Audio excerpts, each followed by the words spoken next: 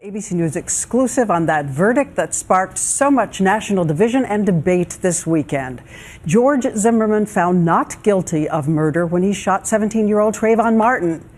And in that courtroom listening were his parents, Gladys and Robert Zimmerman, who are speaking out tonight one-on-one with our own Barbara Walters, an ABC News exclusive. And Barbara, great to have you here to tell us about it. Thank you. Well, we just left them a short time ago. Diane, since the verdict, this is the first time that they have done an on-camera interview, holding hands, talking about their son, whom they feel has been terribly misunderstood. When you finally got a chance to talk to your son in the courtroom after the verdict, what did he say to you? I hugged him, I kissed him, and he said, "Thank you, Mom. I want to go home." Are you concerned for George's safety? Yes, I do. Yes? Yes. Why? What do you think could happen?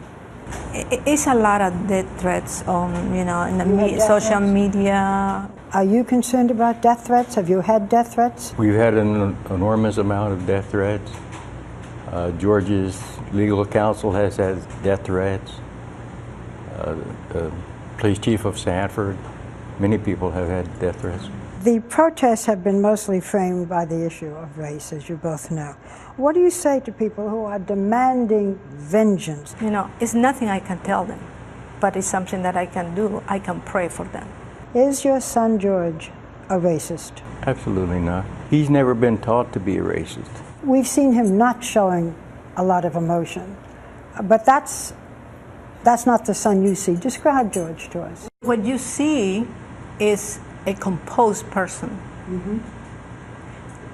A composed person, that's what you see. And that's what you will see in all my kids. What are his expectations about being able to live a normal life? He's been such a target for a year and a half. You think he can live a, quote, normal life? I don't know.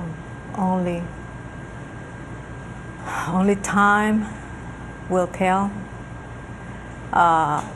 Even for us who have not been living a normal life, for the past months, it is hard.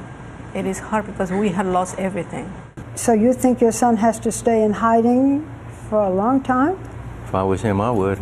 As parents, what would you say to Trayvon Martin's parents? That we are deeply sorry for this tragedy. Deeply sorry. And we pray for the departed. We pray for Trayvon Martin. This is a family who, although they are relieved that their son was acquitted, said that their own life is all but ruined. They can't go back to their house, they're out of money, and they are afraid themselves. Afraid themselves. Mm-hmm. And have they talked to him? Have they talked to their son? They haven't. They say they're afraid to talk to him because they're afraid that the phone call is being monitored. They're worried that the phones could be tapped. The whole family does not know where he's hiding, and they think that's the best thing.